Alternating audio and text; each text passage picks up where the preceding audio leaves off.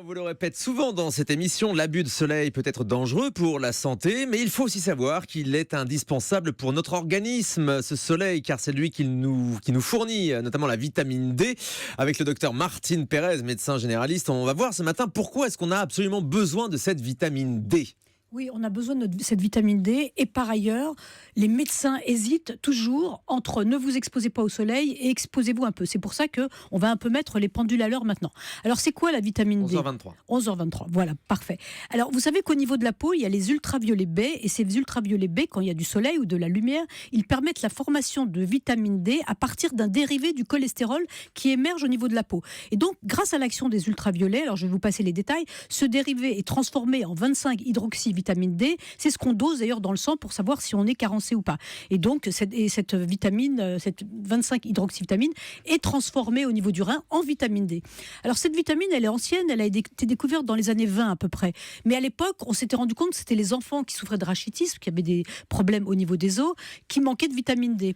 Et dans les années 70-80, on a commencé à comprendre qu'aujourd'hui, ce sont non plus les enfants qui en ont besoin, parce qu'on leur en donne dès la naissance des petites gouttes dans leur biberon, mais que ce sont les personnes âgées qui manquent de vitamine D. Et quand on manque de vitamine D, eh bien, on a un risque de fracture accrue. Eh bien, pourquoi ? Simplement parce que la vitamine D, elle permet au calcium d'intégrer l'os et au phosphore aussi, donc elle favorise la minéralisation de l'os. Donc c'est très important. Donc c'est très très important la vitamine D. Alors on la trouve bien sûr avec le soleil, mais elle est aussi un peu présente dans l'alimentation, mais pas beaucoup. Et si dans quoi par exemple dans les poissons gras, l'huile de foie de morue, le hareng, le maquereau, le saumon, voilà, tous les poissons gras vous donnent de la vitamine D, mais rarement de manière suffisante. Et c'est pour ça qu'on a quand même besoin d'un peu d'exposition solaire. Très bien, donc la vitamine D, on la voit, c'est le soleil qui nous la donne. On a, nous les Français, des carences en vitamine D généralement ? On considère que la population est très largement carencée en vitamine D. Il y a eu des grosses études qui ont été faites en particulier en France. Alors, par exemple, cela dit, quand on habite dans une région peu ensoleillée, c'est normal qu'on ait moins de vitamine D que quand on habite par exemple dans le sud où il fait toujours beau. Bien sûr, et ça explique pourquoi les habitants du nord de l'Europe, par exemple, dans les pays du Nord, ont des gros déficits en vitamine vraiment, D et ça sont très supplément santé. D'ailleurs, oui, je dis pas que des bêtises. Pas du tout, vous êtes très fort en médecine, ça commence.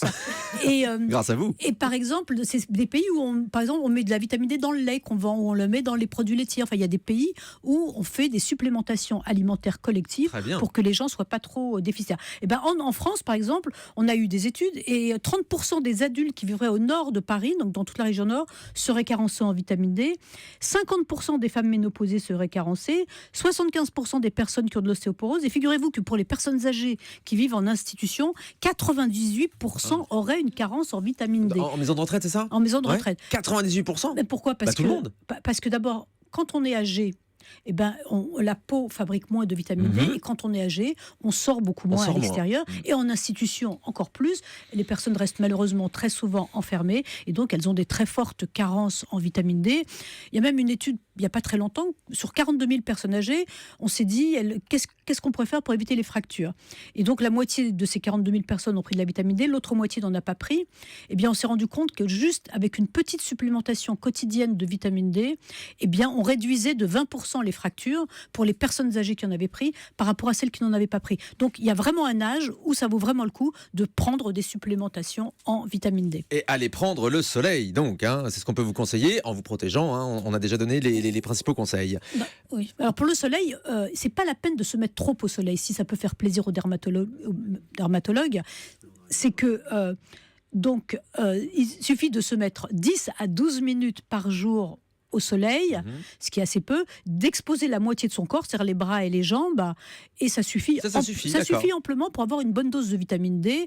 Bien sûr, pas besoin de se mettre en bikini au bord de la plage, pas du tout. Surtout ne faites pas ça, vous allez brûler, vieillir votre peau, attraper des cancers de la peau. Donc non, ne vous mettez pas en bikini, Thomas, je vous le recommande.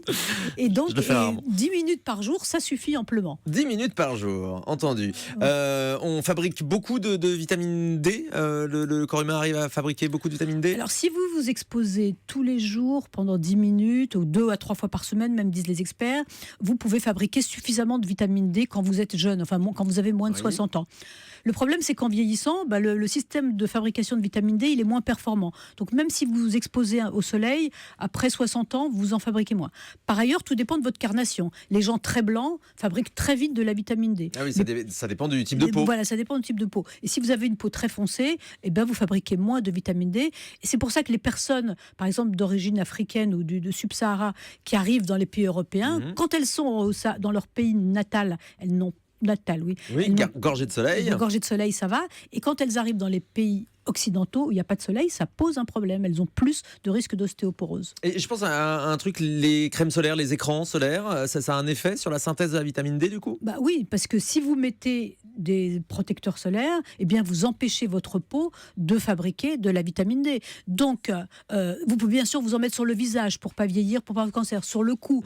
Mais il faut pas non plus faire de zèle si vous voulez attraper un tout petit peu de vitamine D. Ça, c'est sûr que les écrans solaires, si Ça vous bloque êtes tout, donc. très méthodique, si vous en tartinez du matin jusqu'au soir, de la tête aux pieds, du matin jusqu'au soir, vous risquez d'être carencé en vitamine D, même si vous êtes jeune. Donc, soyez capable de prendre un petit peu le soleil. C'est toujours dur pour les médecins de tenir des discours subtils. Mais Un petit peu, mais pas trop. Bah oui, parce qu'on vous a déjà dit dans cette émission qu'il ne fallait pas trop s'exposer Voilà. au soleil. Mais un petit peu, ça fait du bien et on a vraiment besoin de cette vitamine D. Et du coup, quand il n'y a pas de soleil, est-ce qu'on peut prendre des doses de vitamine D? Ça existe? Bien sûr. Alors, il y a énormément de débats autour de la vitamine D. Il y a 10 ans, c'était la vitamine la plus à la mode, dont on en parlait tout le temps. On en parlait beaucoup. On lui attribuait toutes sortes de bienfaits.